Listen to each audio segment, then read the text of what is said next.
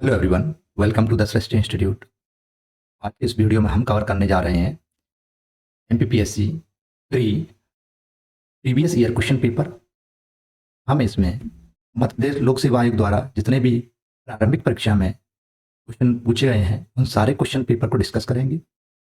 इसमें हम विगत पिछले सालों के क्रमवार प्रश्न पत्रों को देखेंगे। जैसे ये प्रश्न पत्र 2025 का है, जनरल स्टडीज का। हम इस सीरीज में जनरल स्टडीज का पेपर देखेंगे जो कि प्री का पेपर नंबर 1 है। इसमें कुल प्रश्न रहते हैं 100, पूर्णांक रहता है 200 का, टाइम रहता है 2 घंटे। तो आइए वीडियो को शुरू करते हैं। इसका पहला पेज है, एसपी 2025 का है ये, और जनरल स्टडीज सेट ए है। आइए वीडियो को शुरू करते हैं। इसमें पहला क्वेश्चन है, कांची का कैलाशनाथर मंदिर किस शैली में बना है? तो कांची का कैलाशनाथर मंदिर किस शैली में बना है? यह बना है राजसिम्हा शैली में, यानी कि इसका ए आंसर सही है। इसे राजसिंह शैली भी कहा जाता है, राजसिंह शैली भी कहते हैं, राजसिंह शैली। इस शैली को नरसिंह वर्मन द्वितीय ने स्टार्ट किया था। इसका करेक्ट आंसर हो जाता है ए।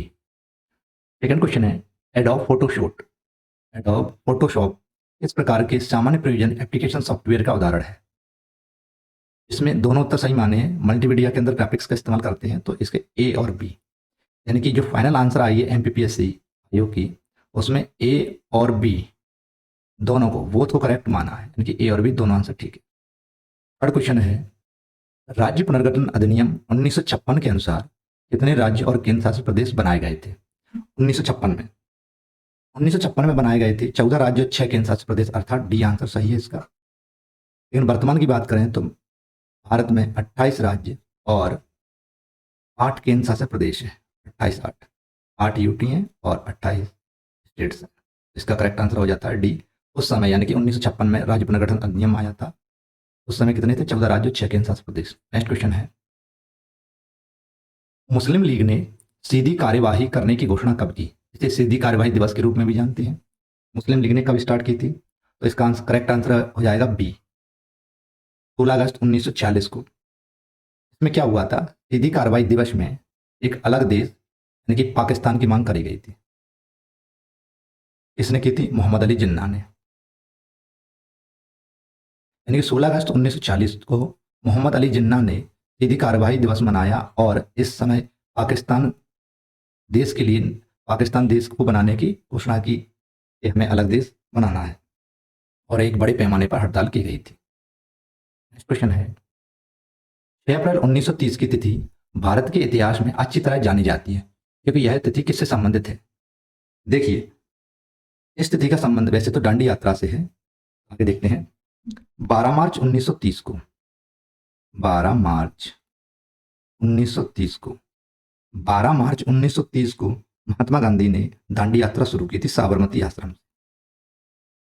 ऐसा बताते हैं। इसमें 78 अनुयायी थे और 240 मील की यात्रा तय की गई थी।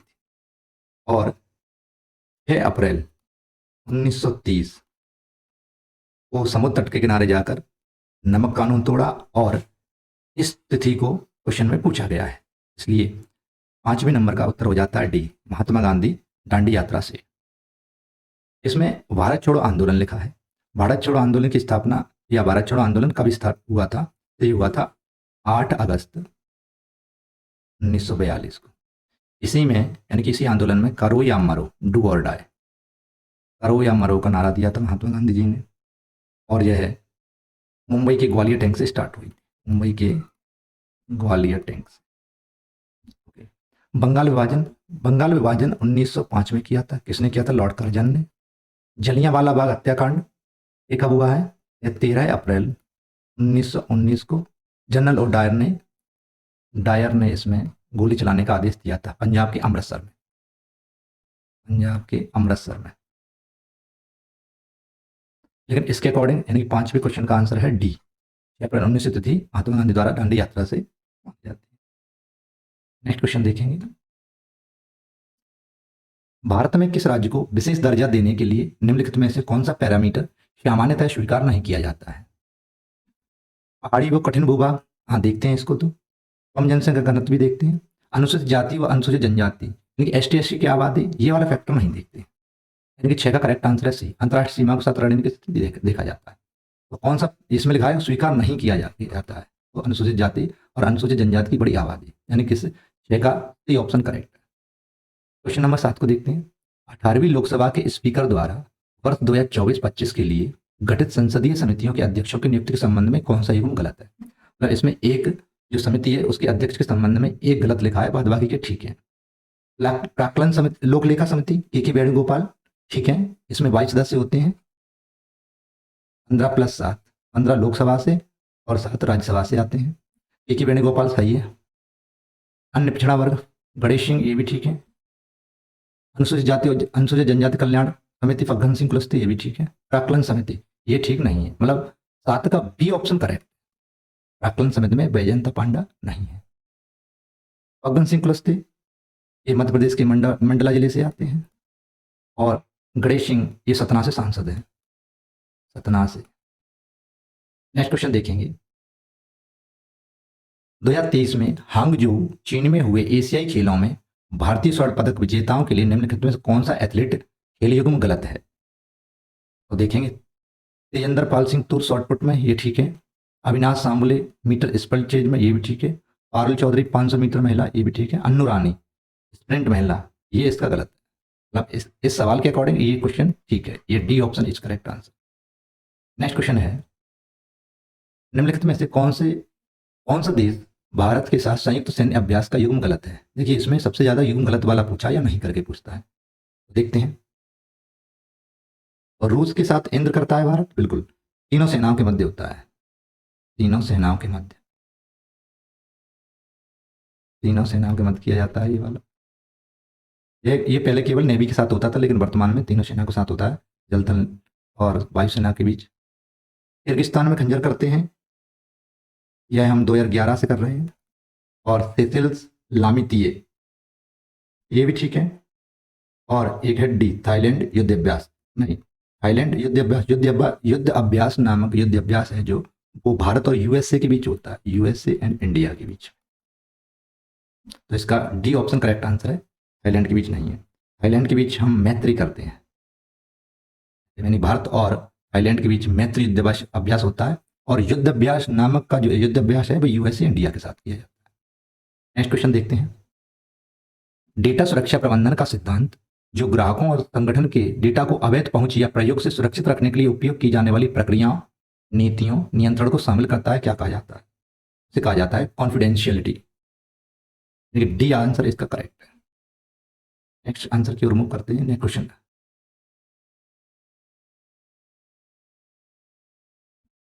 क्वेश्चन नंबर 11 है।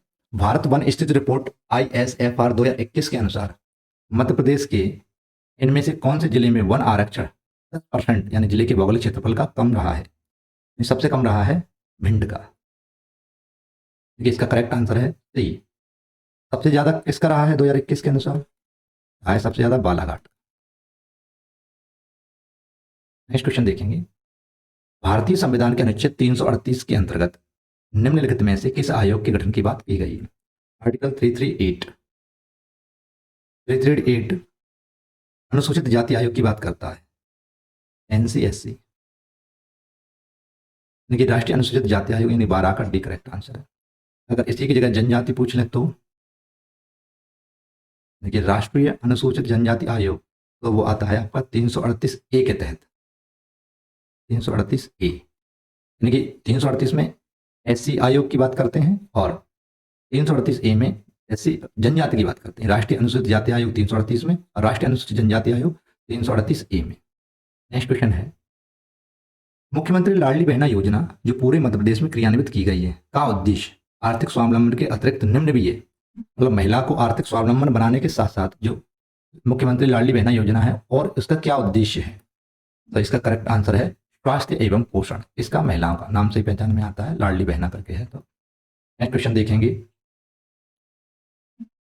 30 अप्रैल 1970 से 23/6/1970 के मध्य जब राष्ट्रपति शासन लागू किया गया था तब मध्य प्रदेश के राज्यपाल कौन रहे थे?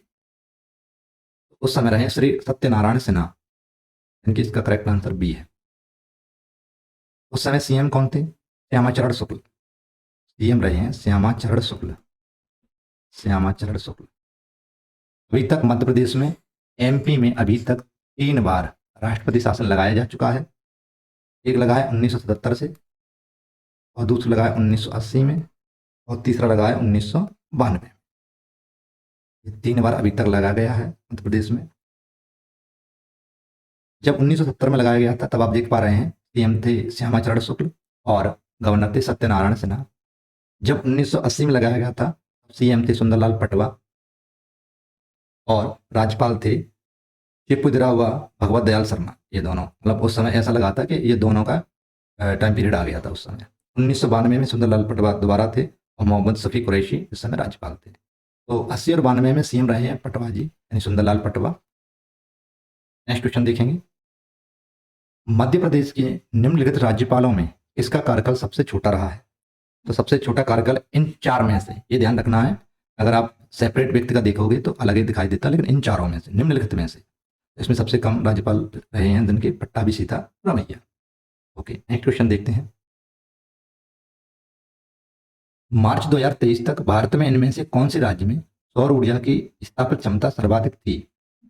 सर्वाधिक सौर ऊर्जा क्षमता थी राजस्थान की, यानी कि ऑप्शन सी करेक्ट आंसर है। नेक्स्ट क्वेश्चन देखेंगे।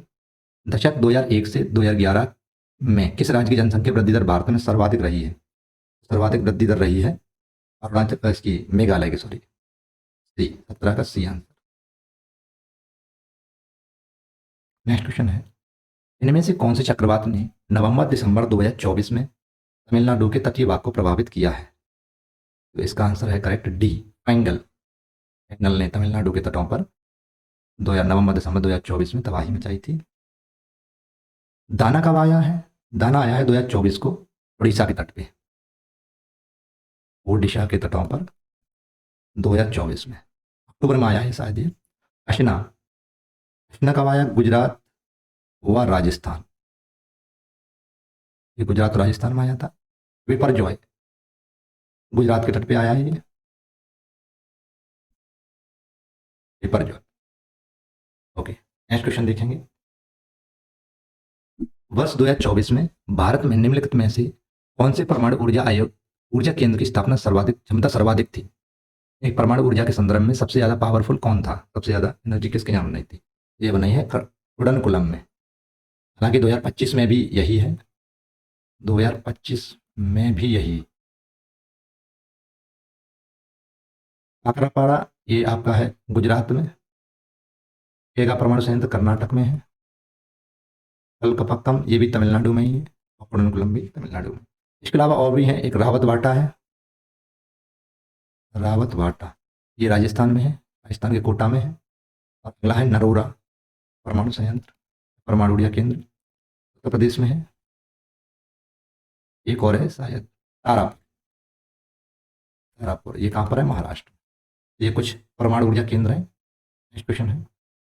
इस उपनिषद में याज्ञवल्क्य और गार्गी का प्रसिद्ध संवाद मिलता है? ये मिलता है बृहदारण्यक उपनिषद में, बृहदारण्यक उपनिषद, यानी कि ऑप्शन ए करेक्ट। क्वेश्चन देखेंगे।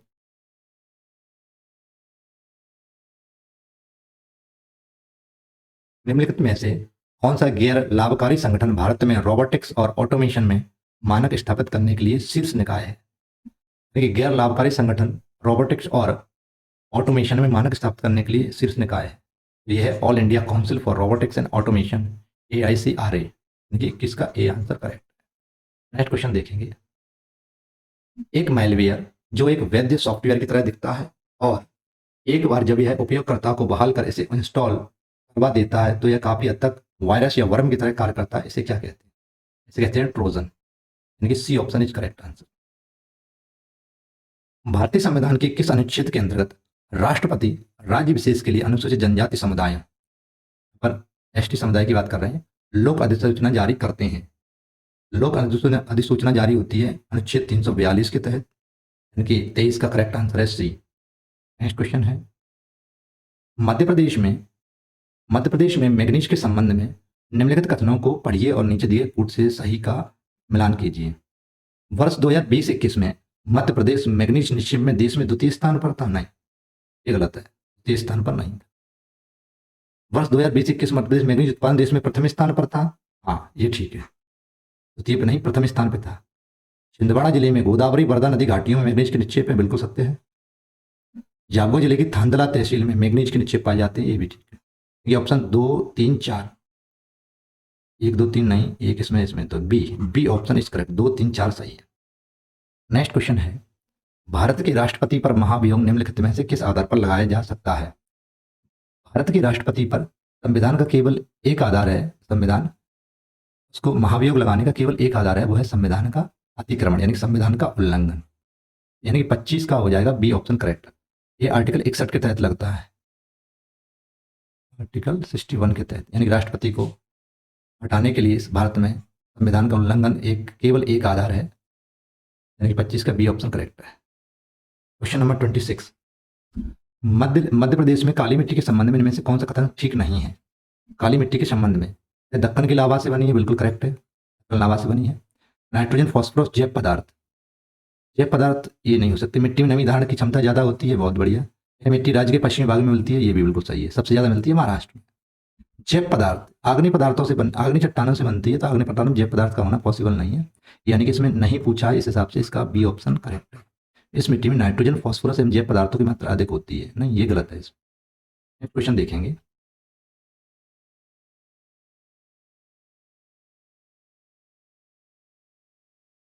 ICMR राष्ट्रीय जनजाति स्वास्थ्य अनुसंधान संस्थान NIRTH मध्य प्रदेश के किस शहर में स्थापित किया गया है? तो ये बना है जबलपुर में, यानी 27 का D option correct. Next question है, जनजातीय वर्ग के विद्यार्थियों को शंकर शाह और रानी दुर्गावती पुरस्कार योजना दिए जाने का उद्देश्य है, मतलब इसमें जो पुरस्कार दिए जाते हैं, शंकर शाह और रानी दुर्गावती अवार्ड, ये किसके तहत दिए जाते हैं? दिए जाते हैं 10वीं और 12वीं की कक्षाओं में परीक्षार्थियों मेधावी स्थान पाने वाले विद्यार्थियों को प्रोत्साहित करने के लिए, जनजाति वर्ग के लिए, ST के लिए। क्वेश्चन है 29वां, दिनांक 23/12/2017 से आहार अनुदान योजना किस जनजातीय समुदाय के कुपोषण को दूर करने के लिए लाई गई? तो यह विशेष पिछड़ी जनजातियों को दूर करने के लिए। विशेष पिछड़ी जनजातियां मध्य प्रदेश में 3 है, बैगा, सहरिया और भारिया। बैगा, सहरिया और भारिया, ये मध्य प्रदेश की 3 सबसे पिछड़ी जनजातियां हैं। इनके आहार, जैसा कि नाम से स्पष्ट है, आहार के लिए दिया जाता है, जिसमें इसमें जो भी कुपोषण से संबंधित समस्याएं हैं उसको दूर किया जा सकता है। नेक्स्ट क्वेश्चन है, वर्ष 2023-24 में MP में कुल कितनी वृहद एवं मध्यम एकीकृत, कितनी वृहद और मध्यम एकीकृत इंटीग्रेटेड जनजातीय विकास परियोजनाएं चल रही हैं जनजातियों के लिए? तो इसमें चल रही है 31, देखिए 31 का सी ऑप्शन, 31। नेक्स्ट क्वेश्चन की ओर मूव करते हैं, मौद्रिक नीति का मुख्य उद्देश्य क्या है? सरकारी खर्च बढ़ाना? नहीं, ये तो उद्देश्य नहीं होगा। मूल्य स्थिरता बनाए रखना और आर्थिक वृद्धि सुनिश्चित करना, ये ठीक है। राजकोषीय घाटा कम करना, विदेशी मुद्रा भंडार को नियंत्रित करना है, इसमें बी ऑप्शन करेक्ट। मूल्य स्थिरता बनाए रखना और आर्थिक वृद्धि सुनिश्चित करना। 32 की ओर चलते हैं, वित्तीय वर्ष 2023-24 में भारतीय कुल व्यापार घाटे को कम करने के लिए किस क्षेत्र में महत्वपूर्ण भूमिका निभाई है? सबसे ज्यादा भूमिका निभाई है सेवा क्षेत्र, सेवा निर्यात, सेवा क्षेत्र। 33 में देखें क्या लिखा है, वर्ष 2017-18 में भारत के किस राज्य में विनिर्माण क्षेत्र में पूंजी गहनता सबसे अधिक है? पूंजी गहनता सर्वाधिक है मध्य प्रदेश में, ऑप्शन डी। भारत के किन कृषि उत्पादों में सबसे बड़ा उत्पादक है? यानी कि 34 क्वेश्चन है, भारत किन कृषि उत्पादों में सबसे बड़ा उत्पादक है, यानी कि सबसे ज्यादा उत्पादन में? तो चावल गेहूं में तो चाइना है, तो दूध, दालें और मसाले, बिल्कुल 34 का बी आंसर करेक्ट। 35 में वर्ष 2011 की जनगणना के अनुसार निम्नलिखित में से कौन से जिले की जनसंख्या में 10 की वृद्धि सर्वाधिक रही है? 10 की वृद्धि सर्वाधिक रही है इंदौर में, यानी कि 35 का सी करेक्ट है। नेक्स्ट क्वेश्चन देखेंगे, 2020 में SDG इंडिया इंडेक्स 3.0 में मध्य प्रदेश का समग्र SDG सतत विकास लक्ष्य दर कितना स्कोर था? उस समय मध्य प्रदेश का स्कोर था 62। नेक्स्ट है, राष्ट्रीय पृथ्वी विज्ञान अध्ययन केंद्र NCESS किस राज्य में स्थित है? तो यह स्थित है केरल में। नेक्स्ट क्वेश्चन है, उद्यम क्रांति योजना का मुख्य उद्देश्य क्या है? उद्यम क्रांति यानी कि स्वरोजगार के लिए गारंटी रहित ऋण प्रदान करना, गारंटी रहित, अच्छा ओके, 38 का बी। 39 में देखेंगे, 2023-24 में मध्य प्रदेश सरकार के कुल व्यय बजट का कितना % शिक्षा के क्षेत्र में आवंटित किया गया था। तो यह आवंटित किया गया था 12.22%। 2023-24 में मध्य प्रदेश में सबसे अधिक उत्पादकता वाली सब्जी कौन सी थी? तो सर्वाधिक उत्पादकता 23-24 में दिया है टमाटर को, यानी कि 44 का डी। नेक्स्ट क्वेश्चन है, राष्ट्रीय ई गवर्नेंस योजना के तहत मिशन मोड परियोजना का सार संग्रह क्या कहलाता है, क्या कहा जाता है? इसको कहते हैं सारांश, यानी कि 41 का सी करेक्ट आंसर है। सोशल मीडिया प्लेटफॉर्म फेसबुक की स्थापना किसे की है? फेसबुक का नया नाम मेटा है और इसकी स्थापना मार्क जुकरबर्ग ने की थी। नेक्स्ट क्वेश्चन है, गार्टनर के ई गवर्नेंस के विकास मॉडल के चार चरणों का सही क्रम क्या है? तो सबसे पहले सूचना, फिर बातचीत, लेन देन और परिवर्तन, यानी कि 41 का एक करेक्ट आंसर है। निम्नलिखित में से कौन 2024 के पद्म विभूषण पुरस्कार के प्राप्तकर्ता नहीं है? इसमें किसको 2024 में पद्म विभूषण नहीं मिला है? श्री वैजयंतीमाला को मिला है, ओनिडेला चिरंजीवी को मिला है, एम वेंकैया नायडू को भी मिला है, AR रहमान को नहीं मिला है। इसमें प्राप्तकर्ता नहीं है। इस 44 क्वेश्चन के अनुसार इसका डी ऑप्शन करेक्ट है। 2025 में 7 लोगों को पद्म विभूषण मिला है। 2025 में 7 लोगों को पद्म विभूषण दिया गया है। इनके नाम मैं यहाँ लिख देता हूँ। पहला नाम है दुब्बुर नागेश्वर रेड्डी। दुब्बुर नागेश्वर रेड्डी, ये आते हैं तेलंगाना से। दूसरा नाम है जगदीश सिंह खेहर। जगदीश सिंह खेहर सार्वजनिक मामलों से। थर्ड है कुमदनी राजनकांत। कुमदनी राजनकांत। नेक्स्ट है नंबर लक्ष्मी नारायण सुब्रमण्यम। लक्ष्मी नारायण सुब्रमण्यम। फिफ्थ हैं MT वासुदेवन नागर। MT वासुदेवन नायर। सिक्स हैं ओशामू सुजुकी। ओशामू सुजुकी। नंबर 7 है शारदा सिन्हा। शारदा सिन्हा। इन 7 लोगों को दिया गया है 2025 में पद्म विभूषण। नेक्स्ट क्वेश्चन की ओर मूव करेंगे।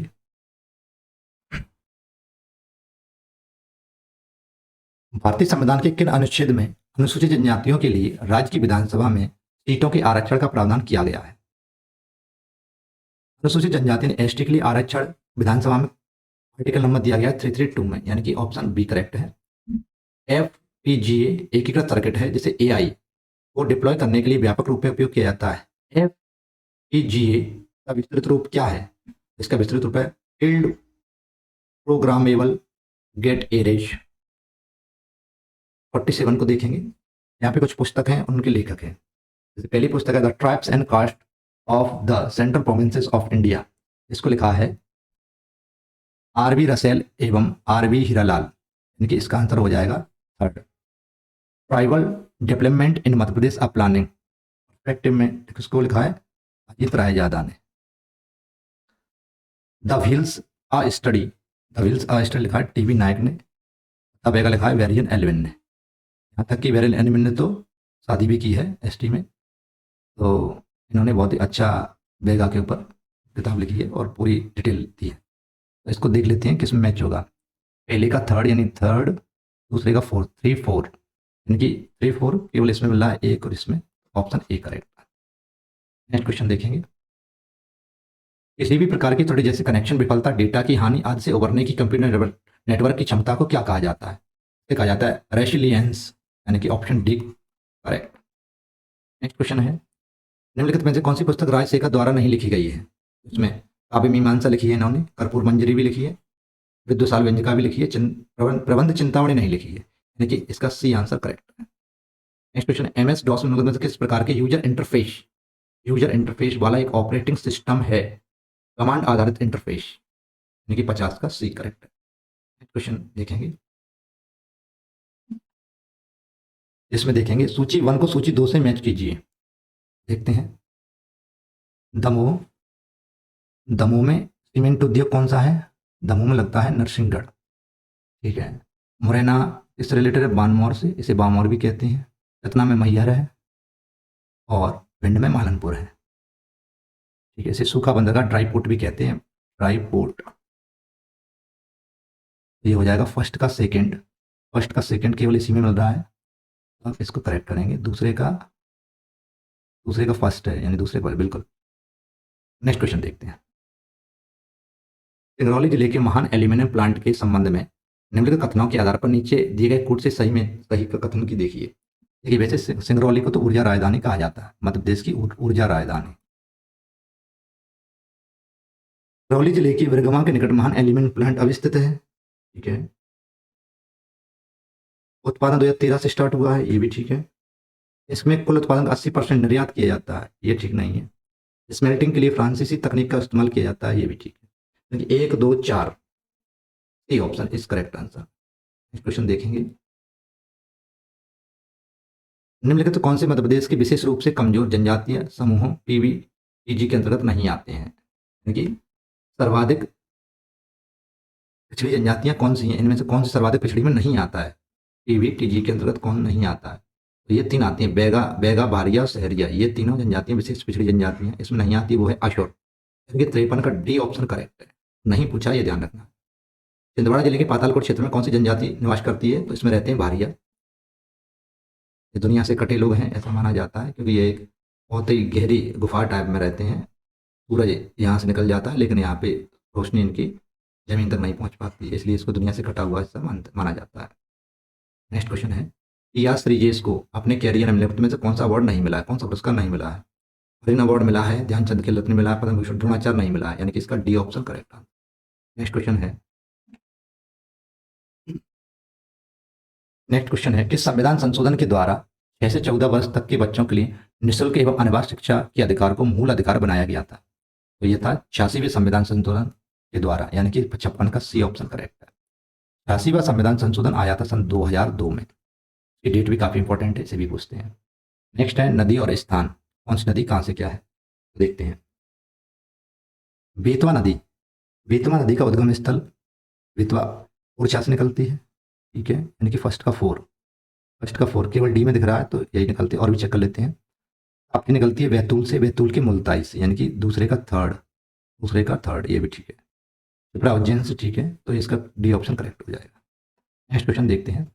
मध्य प्रदेश की जलवायु के संबंध में निम्नलिखित कथनों को पढ़िए और नीचे दिए गए कोट से सही मैच कीजिए। देखते हैं। प्रदेश में अधिकांश वर्षा मानसून से होती है, बिल्कुल। मध्य प्रदेश में 80% से ज्यादा वर्षा पश्चिमी मानसून से होती है। शीतकाल में वायु की गति ग्रीष्मकाल में वर्षा ऋतु की अपेक्षा तीव्र होती है। नहीं, वर्षा ऋतु में सर्वाधिक होती है, ये ठीक नहीं लग रहा है। देखते हैं। प्रदेश में मानसूनी वर्षा के वितरण पर समुद्र से दूरी का प्रभाव भी पड़ता है, बिल्कुल सही है, प्रभाव पड़ता है, ये भी ठीक है, ये भी ठीक है। पचमढ़ी में ग्रीष्मकाल में तापमान समुद्र से ऊंचाई से संबंधित है, बिल्कुल सही है। तो 1 3 4 1 3 4, तो यह है 1 3 4 सही है, option C is correct answer. Next क्या है, कुछ एक को दो से मिलान कीजिए। खनिज और प्रमुख क्षेत्र हैं, तो तांबा का खनिज क्षेत्र क्या है? तांबा का है वैहर। हीरा मिलता है पन्ना के हिनौता और मझगांव, तो ये दूसरे का चौथा। देखते हैं दूसरे का फोर्थ किस में है, ये बी और डी में है, तो बी डी में देख लेते हैं। फर्स्ट का थर्ड किस में है, इसमें B option is correct. Next question देखेंगे। एक जिला एक उत्पाद योजना के तहत छतरपुर का प्रमुख उत्पाद क्या आया है? छतरपुर से आया लकड़ी के फर्नीचर, ऑप्शन सी। नेक्स्ट देखेंगे क्वेश्चन। आला खंड के लेखक कौन है? आला खंड लिखा गया है जगनिक में। इसमें वीर रस से संबंधित, वीर रस की एक तरीके से लिखा है आला खंड, जगनिक ने लिखा है, ऑप्शन डी करेक्ट आंसर है। निम्नलिखित कौन सी पुस्तक केशव दास द्वारा नहीं लिखी गई है? रामचंद्र का कवि प्रिया, रतन वामनी, ये तीनों लिखी है। राम रसायन इनकी नहीं है, यानी कि इसमें नहीं पूछा है, तो ये वाली D option is correct answer. Madhya Pradesh में मातंगेश्वर मंदिर कहाँ स्थित है? मातंगेश्वर मंदिर मिलता है खजुराहो में। खजुराहो के मंदिरों का निर्माण करवाया था चंदेल वंश के राजाओं ने। निम्नलिखित कौन सी मानव शरीर में सबसे छोटी मांसपेशी है? स्टेपीज, यानी स्टेपीडियस सबसे छोटी हड्डी होती है। 64 का सी करेक्ट आंसर है। नेक्स्ट क्वेश्चन है, मध्य प्रदेश किस क्षेत्र में मनसुखा लोकनाट्य किया जाता है? मनसुखा लोकनाट्य ये होता है आपका बघेलखंड में, ये ऑप्शन इज करेक्ट है। नेक्स्ट क्वेश्चन देखते हैं। तत्कार्यवाद किस दर्शन का मुख्य आधार है? ये सांख्य दर्शन का मुख्य आधार है। ये 66 का सी करेक्ट ऑप्शन है। किस आश्रम में रहते हुए मनुष्य को 5 महायज्ञों का अनुष्ठान करना पड़ता था? तो 5 अनुष्ठान का वर्णन, पंच महायज्ञ का वर्णन मिलता है गृहस्थ आश्रम में। नेक्स्ट क्वेश्चन देखेंगे। तमिलनाडु में वैष्णव धर्म का प्रचार अलवार संतों द्वारा किया गया था। तो कभी उल्टा भी पूछते थे, अलवार संतों ने कहाँ प्रचार किया? तमिलनाडु में। अलवार संतों में एकमात्र महिला रही अंडाल, लेकिन इसका डी ऑप्शन करेक्ट है। नयनार, पिछली बार पूछा गया, नयनार की संख्या कितनी है? 63। और अलवार कितने हैं? अलवार संत हैं 12। नेक्स्ट क्वेश्चन है, वर्ष 2021-22 में इनमें से कौन सा राज्य देश में क्षेत्रफल में द्वितीय और दालों के उत्पादन में प्रथम स्थान पर रहा है? तो दालों में मोस्टली मध्य प्रदेश ही रहता है, तो इसका 69 का डी ऑप्शन करेक्ट। प्रत्येक वेद के लिए अलग अलग ब्राह्मण ग्रंथ लिखे गए थे। यजुर्वेद से संबंधित ब्राह्मण ग्रंथ कौन सा है? यह है तैत्तिरीय तथा शतपथ, यानी कि 70 का ऑप्शन डी करेक्ट आंसर है। नेक्स्ट क्वेश्चन की ओर मूव करते हैं।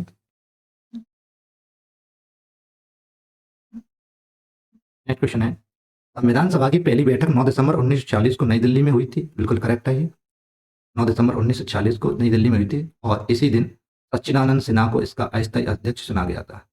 सच्चिदानंद सिन्हा को जवाहरलाल नेहरू को संविधान सभा में आमंत्रित नहीं किया गया था। नहीं, ये गए थे, यानी कि एक सत्य है, दूसरा असत्य है। कथन एक और कथन दोनों गलत है? नहीं, कथन एक सही है, लेकिन कथन 2 गलत है, यानी कि इसका डी ऑप्शन करेक्ट। इन्होंने उद्देश्य प्रस्ताव पारित किए थे, उद्देश्य प्रस्ताव। तो नेक्स्ट क्वेश्चन देखते हैं। मध्य प्रदेश में 2024 में तेल रिफाइनरी की संख्या कितनी है? यहाँ पर केवल एक तेल रिफाइनरी है, बीना में। बीना आता है सागर जिले के अंतर्गत, और यह बीना जो तेल रिफाइनरी है बीना में लगी है, वो ओमान देश के सहयोग से लगी है। मध्य प्रदेश में केवल एक तेल रिफाइनरी है, एक। 72 का B option is correct. Next question देखते हैं। भारतीय संविधान के संदर्भ में आधारभूत ढांचा सिद्धांत का प्रतिपादन सर्वप्रथम निम्नलिखित किस मामले में किया गया था? आधारभूत ढांचे की बात हमने किस में की है? संविधान के केशवानंद भारती बनाम केरल राज्य, यानी कि 73 का D option is correct. Next question है, उच्चतम न्यायालय एवं उच्च न्यायालय के न्यायाधीशों की नियुक्ति के प्रावधानों को भारतीय संविधान में कमेटी 1945 की प्रकाशित अनुशंसा को ध्यान में रखते हुए समाविष्ट किया गया था। यह है सप्रू, सर तेज बहादुर सप्रू, इस कमेटी के तहत ये कमेटी थी, सप्रू कमेटी कहते हैं इसे। 74 का D option is correct answer है। 75 का देखेंगे। वर्तमान समय में भारतीय संविधान में संपत्ति के अधिकार को निम्नलिखित में किस रूप में स्वीकार किया गया है? संपत्ति का अधिकार बना दिया गया है, और इसे कानूनी अधिकार दिया गया है, और ये 300 का के तहत इसे रखा गया है, तो इसका ये कानूनी अधिकार। नेक्स्ट क्वेश्चन देखेंगे। वर्ष 2021 में भारत के कौन से राज्य में वन क्षेत्र सर्वाधिक है? वन क्षेत्र सर्वाधिक मध्य प्रदेश में रहा है। बघेलखंड के स्वतंत्रता संग्राम सेनानी ठाकुर रमणत सिंह को फांसी दी गई थी, तो इनको फांसी दी गई थी 1859 में, यानी कि 1859 में। 77 का सी करेक्ट। दक्षिणी दोलन इनमें से कौन से दो महासागरों के मध्य दोलन का एक प्रतिरूप है? यह प्रशांत और हिंद महासागर के बीच में दोलन करते हैं, दक्षिणी दोलन। नेक्स्ट क्वेश्चन देखेंगे। इनमें से कौन सा राज्य भारत में लौह अयस्क के निक्षेपित भंडार में प्रथम स्थान है? लोहा के मामले में सर्वाधिक कर्नाटक है, कर्नाटक में सबसे ज्यादा लोहा स्थापित है, निक्षेपित है।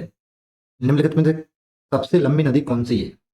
नर्मदा नदी की लंबाई, टोटल लंबाई है 1312 किलोमीटर, यानी कि 1312। कावेरी की लंबाई है 760 से 800 के मध्य, और कृष्णा की लगभग 400 के समथिंग है, और गोदावरी की 1965 है। तो इसके अकॉर्डिंग देखा जाए इनमें से गोदावरी सबसे लंबी, यानी कि करेक्ट, सी का D option is correct. Next question देखेंगे। 15 नवंबर को जनजातीय गौरव दिवस किस जनजातीय नायक के जन्मदिन के सम्मान में आयोजित किया जाता है? 15 नवंबर को हम जन्मदिन मनाते हैं भगवान बिरसा मुंडा का। भगवान बिरसा मुंडा। गौरव दिवस कभी उल्टा भी पूछते हैं, जनजातीय गौरव दिवस कब मनाया जाता है, या जनजातीय दिवस किसके लिए मनाया जाता है, तो इसे ध्यान रखना पड़ेगा। एक इससे बहुत फेमस क्वेश्चन आता है कि उलगुलान आंदोलन किससे जुड़ा हुआ है, या उलगुलान आंदोलन किसने किया था? तो ये भी बिरसा मुंडा से जुड़ा हुआ है। बिरसा मुंडा का जन्म झारखंड में हुआ था, एक गांव है उलीहट्टू गांव में इनका जन्म हुआ था। इसी प्रकार से यहाँ पे लिखा है टंट्या मामा, इनका जन्म मध्य प्रदेश के खंडवा में हुआ है, और अंग्रेजों ने इन्हें इंडियन रॉबिन हुड के नाम से जानते हैं। इंडियन रॉबिन हुड, यह है अंग्रेजों जो से लूटा गया सारा माल गरीबों में बांट दिया करते थे। अंत्या मामा ये मध्य प्रदेश से हैं और भगवान बिरसा मुंडा झारखंड से हैं, उलीहट्टू से। तो भगवान बिरसा मुंडा की याद में जनजातीय गौरव दिवस मनाया जाता है 15 नवंबर को। मध्य प्रदेश में इनके नाम पर बबरकुआ चौक का नाम भी चेंज किया गया है। 82 देखेंगे, T20 विश्व कप फाइनल 2024 के संबंध में कौन सा कथन गलत है?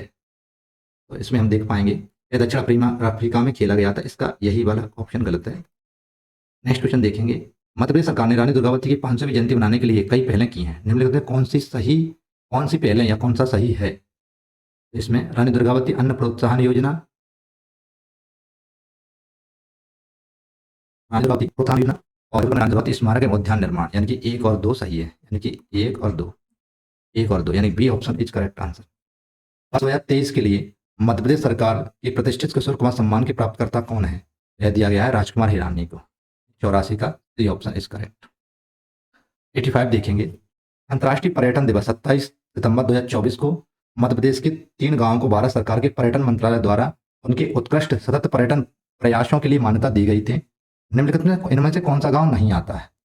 तो उसमें नहीं आता है घोघरा गांव, यानी कि इसका करेक्ट आंसर डी है। प्राणपुर आता है, ये प्राणपुर कहाँ से? अशोकनगर से, अशोकनगर से है। दूसरा है साबरवानी, आता है छिंदवाड़ा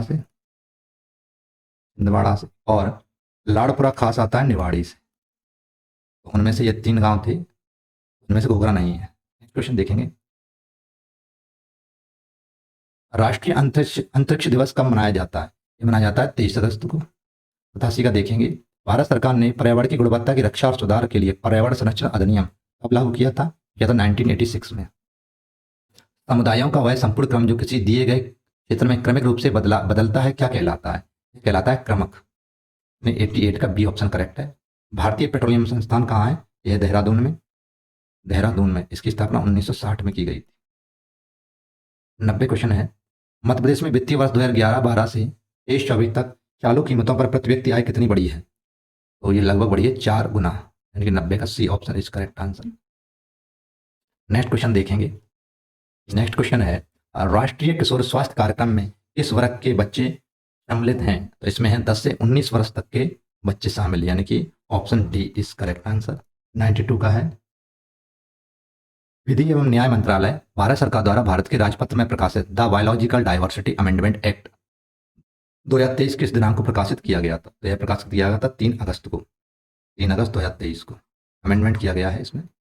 नेक्स्ट क्वेश्चन है, national disaster response force academy, राष्ट्रीय आपदा मोचन बल अकेडमी की स्थापना किस शहर में की गई थी? इसकी स्थापना की गई थी नागपुर शहर में सन 2018 में।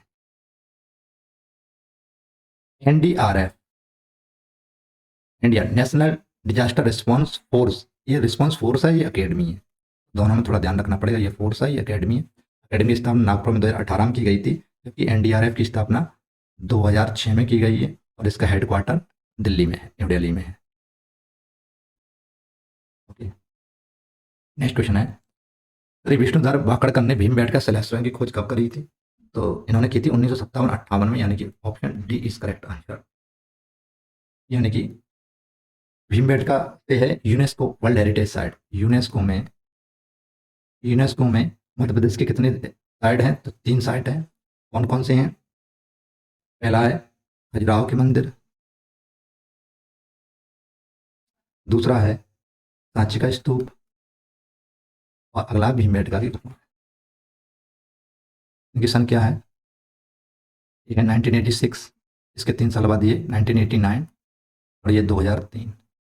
86 में 3 जोड़ेंगे 89 और 3 यानी कि 2003 में ये है। क्लियर है? यूनेस्को की स्थापना 1945 में करी गई थी, 1945 में। ओके, इसका हेडक्वार्टर पेरिस फ्रांस में है। फ्रांस में। नेक्स्ट क्वेश्चन देखेंगे, राष्ट्रीय सिकल सेल एनीमिया उन्मूलन मिशन, उन्मूलन का मतलब होता है उसे जड़ से खत्म करना। इस वर्ष तक सिकल सेल एनीमिया, खून की कमी को जब हो जाती है शरीर में तो उस कंडीशन को एनीमिया कहते हैं, भारत ने कब तक समाप्त करने की घोषणा की है? ये 2047 तक हम इसको खत्म कर देंगे। नेक्स्ट क्वेश्चन है, उचेहरा कांस्य शिल्प का बड़ा केंद्र है। उचेहरा मध्य प्रदेश के किस जिले में स्थित है? तो उचेहरा आता है मध्य प्रदेश के सतना जिले में, जो कि कांस्य के लिए उचेहरा कांस्य शिल्प का बड़ा केंद्र है। इसके अलावा अन्य कुछ और भी शिल्प केंद्र जैसे छिपा शिल्प। छिपा शिल्प कहाँ का है? उज्जैन का। इसे भैरवगढ़ प्रिंट के नाम से भी जानते हैं। दूसरा है छिपा शैली।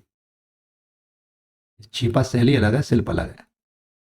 तो ये कहाँ का है? निमाड़ या धार का। निमाड़, धार। धार में एक उच्च तहसील है, वहाँ से बहुत ज़्यादा फेमस है। इसके अलावा पिथौरा, पिथौरा भित्ति चित्र भी है। पिथौरा भित्ति चित्र। इसके प्रमुख चित्रकार हैं पेमा फाल्या। पेमा फाल्या, पिथौरा भित्ति चित्र, पेमा फाल्या, झाबुआ से आते हैं। नेक्स्ट क्वेश्चन है, बाघ जिला धार की किस गुफा को रंगमहल कहा जाता है? जिला धार में बाघ की गुफाएं हैं। ये इन गुफाओं में चित्र रंगीन है, रंगीन चित्र है। और इसमें बनी है 5 गुफाएं। गुफा 1, 2, 3, 4 और 5। 5 गुफा कहते हैं पाठशाला। पहली गुफा को कहते हैं ग्रह गुफा। दूसरी गुफा कहते हैं पांडव गुफा। और तीसरी गुफा कहते हैं हाथी खाना। और चौथी गुफा कहते हैं रंग महल। उसमें पूछा गया है किस गुफा को रंग महल कहते हैं, तो गुफा नंबर 4 को रंग महल कहते हैं। इन 97 का सी ऑप्शन करेक्ट है। 98 का देखेंगे, इनमें से कौन सी 2 श्रेणियों के मध्य नीलगिरी पहाड़ियां स्थित हैं? नीलगिरी की पहाड़ियां पश्चिमी घाट और पूर्वी घाट के बीच में यहाँ पर स्थित हैं, तो इसे लिखेंगे सह्याद्री, यानी पश्चिमी घाट और पूर्वी घाट के बीच में स्थित है। ऑप्शन सी करेक्ट है। 99, त्रिभुज के चढ़ पादुका गोलीकांड में भीड़ पर गोली चलाने का आदेश किसने दिया था? तो इस घटना में जीटी फिशर ने आदेश दिया था गोली चलाने का। तो यह घटना भारत में यानी कि मध्य प्रदेश में 14 जनवरी 1931 को घटित की गई थी। मकर संक्रांति का दिन था। और उर्मिल नदी के किनारे, छतरपुर में एक नदी है उर्मिल नदी के किनारे तबाह हो रही थी और जीटी फिशर आया, उसने अंधाधुंध गोलियां चलाने का आदेश दे दिया। इस हत्याकांड की तुलना मध्य प्रदेश का जलियांवाला बाग कहते हैं, यानी अमृतसर के जलियांवाला बाग से इसकी तुलना की जाती है। तो इसे मध्य प्रदेश का जलियांवाला बाग कहते हैं। जलियांवाला बाग हत्याकांड, इसको कहते हैं छतरपुर का चढ़ पादुका गोलीकांड को मध्य प्रदेश का जलियांवाला हत्याकांड कहा जाता है। नेक्स्ट क्वेश्चन है, उड़िया जंगल सत्याग्रह का नेतृत्व किसने किया था? इसका नेतृत्व किया था मूका सिंह लोहार ने। उड़िया जंगल सत्याग्रह यह कहां पर हुआ है? उड़िया जंगल सत्याग्रह यह हुआ है आपका सिवनी जिले में। गंजन सिंह कोरकू, इन्होंने भी एक नेतृत्व किया। यह नेतृत्व किया जंगल सत्याग्रह का। जंगल सत्याग्रह